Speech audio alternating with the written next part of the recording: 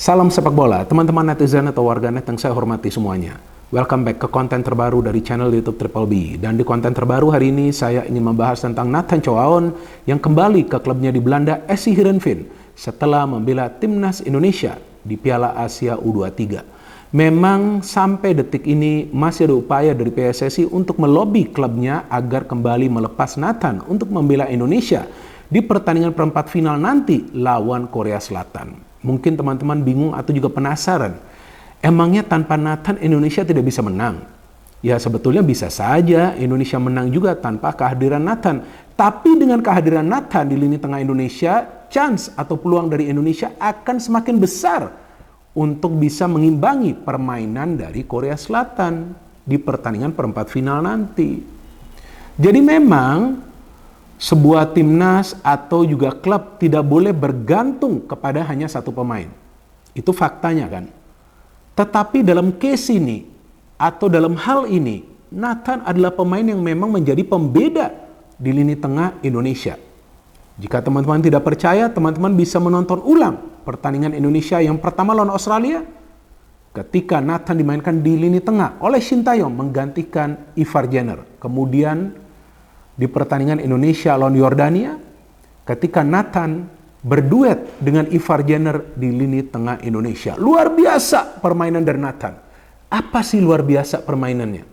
Yang pertama, pemain ini bisa memfilter serangan dari para pemain tim lawan. Dia tidak takut untuk pressing. Dia tidak takut untuk bisa membatasi pergerakan dari para pemain tim lawan dengan menutup ruang. Dan yang ketiga, dia punya kemampuan untuk membaca pergerakan dari para pemain tim lawan. Selain itu juga pemain ini punya kemampuan untuk mendistribusikan bola ke depan. Artinya pemain ini punya visi yang bagus untuk bisa memberikan passing yang akurat ke depan. Bahkan di pertandingan lawan Yordania, jujur saya tidak melihat ada passing dari Nathan yang tidak akurat. Artinya pemain yang bisa bertahan dan membantu serangan sama baiknya adalah pemain yang sangat penting bagi timnas Indonesia. Memang masih ada pemain lain yang bisa bermain di posisi Nathan. Tapi tentu itu akan mengurangi daya kreativitas Indonesia dan juga daya pressing Indonesia di lini tengah. Karena kita tahu Ivar Jenner walaupun bisa juga ngepres, ya kan, Ivar Jenner bisa juga ngepres, tapi Ivar Jenner kan adalah pemain yang memang lebih ofensif, lebih memikirkan cara untuk menyerang ke area pertahanan tim lawan. Tapi kalau Nathan ini bisa melakukan dua-duanya. Dan juga dia punya fisik yang kuat. Gila lu itu lawan pemain-pemain Australia di lini tengah. Dia fight habis-habisan loh. Bahkan dia sempat melakukan high pressing juga. Memang dia ada melakukan pelanggaran juga. Ya memang itu adalah bagian dari tugasnya. Tapi kan pelanggarannya itu adalah pelanggaran yang cerdas. Atau yang biasa saya katakan tactical foul. Atau ya kalau mau istilah lebih keren lagi smart foul lah. Jadi memang pemain ini adalah pemain yang sangat penting dalam strategi permainan yang diterapkan oleh Shin Tae-yong bagi timnas Indonesia. Karena jika teman-teman perhatikan, Shin Tae-yong membutuhkan pemain yang bisa memberikan bola secara akurat ke depan, kemudian mengorganisir permainan. Tahu apa artinya mengorganisir? Artinya juga memberikan instruksi ke rekan-rekan yang lain untuk bergerak. Apakah itu bergerak untuk mencari ruang atau juga bergerak tutup ruang yang terbuka agar pemain tim lawan itu tidak bisa masuk ke ruang pertahanan dari Indonesia.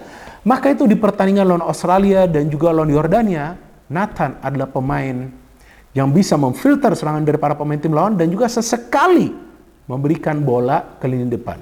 Jadi memang pemain seperti Nathan yang punya visi bermain yang bagus, yang punya visi untuk membaca pergerakan dari para pemain tim lawan dan juga visi untuk distribusi bola adalah pemain yang akan sangat bermanfaat bagi timnas Indonesia, apalagi lawan Korea.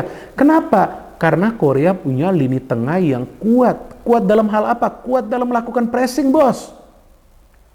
Jadi kalau yang saya nonton pertandingan Korea lawan Jepang, mereka bisa menang itu karena mereka menang di tengah. Pressing mereka tuh agresif banget, tidak kasar, tapi keras. Jadi kita butuh pemain seperti Nathan di lini tengah.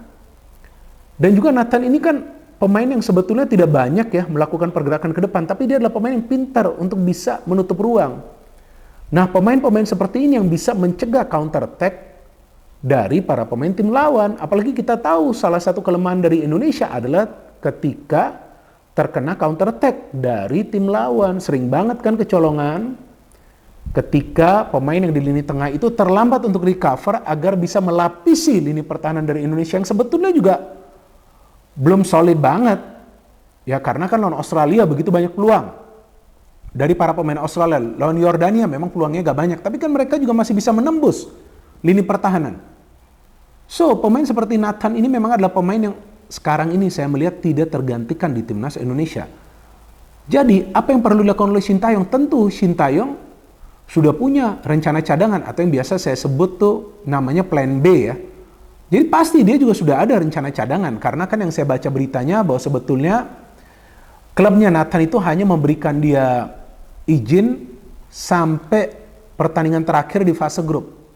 Ya kan? Setelah itu dia harus kembali lagi ke klubnya, karena kan ya Piala Asia U23 ini kan memang tidak termasuk dalam kalender FIFA.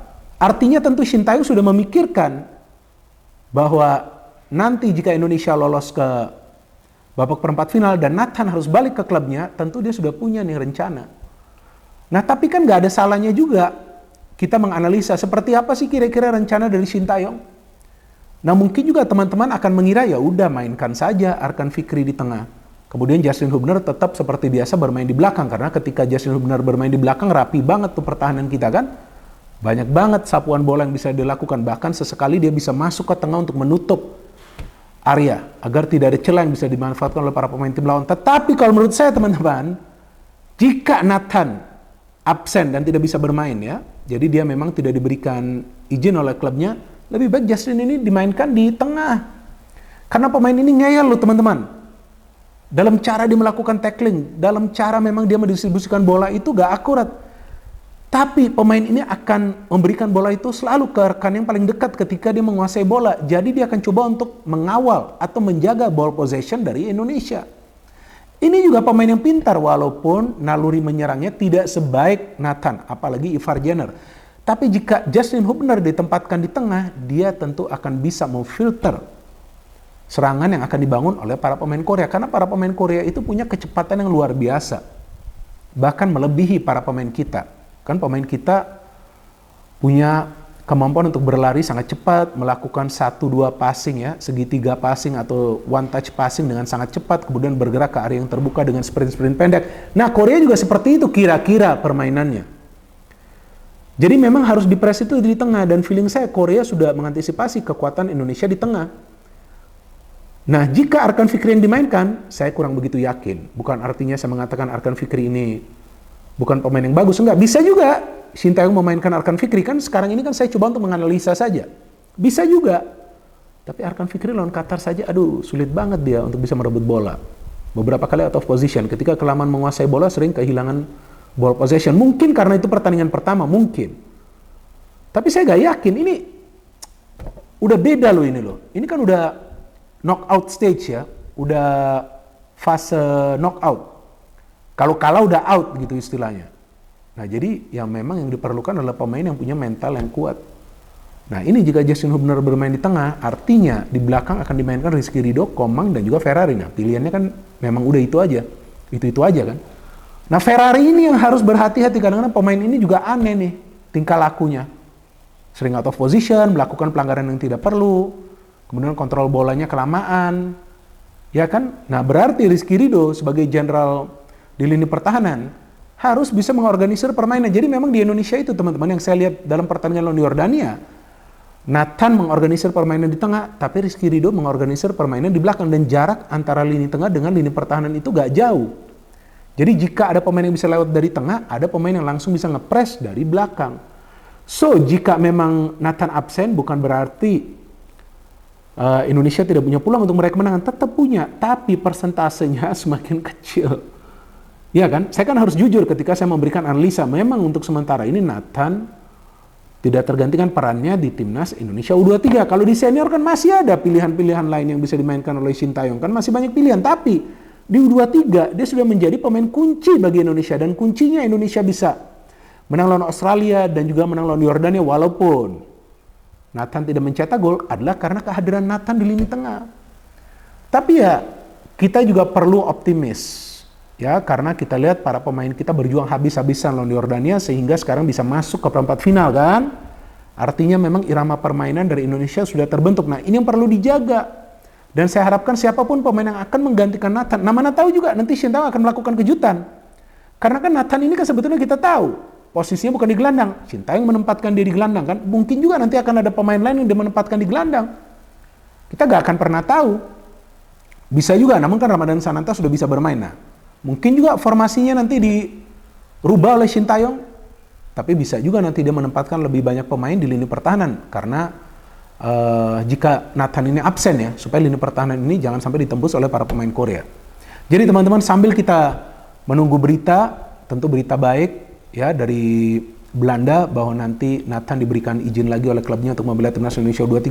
Tetapi kita juga sementara ini rendah hati saja kalau mau membuat narasi di sosmed yang positif-positif saja. Kita gak perlu gembar-gembor karena Korea adalah lawan yang sangat amat berat. Nanti saya akan memberikan preview dari pertandingan perempat final tersebut kan. Masih nanti kan, hari Kamis dini hari ya. Nah, jadi nanti saya akan memberikan previewnya, besok lah ya, saya akan berikan previewnya kalau saya ada waktu. Tapi intinya yang ingin saya mengatakan, bahwa jika Nathan tidak hadir, tentu peluang bagi Indonesia akan semakin tipis. Tetapi jika Nathan hadir, peluang kita untuk menang akan jauh lebih besar. Tapi untuk pertandingan Korea, yang penting para pemain jangan kalah pressing di tengah. Jika kalah pressing, itu yang akan memberikan ruang bagi para pemain Korea untuk membangun serangan dengan harapan mereka bisa mencetak gol. Untuk sementara ini kita perlu optimis, tetapi kita juga jangan arogan. Ya kan? Indonesia masih dalam tahapan untuk menjadi tim yang disegani di Asia. Tapi tracknya sudah benar, jalurnya sudah benar. Kita harapkan semakin cepat progresnya. No hate, no politics, only football. Salam sepak bola.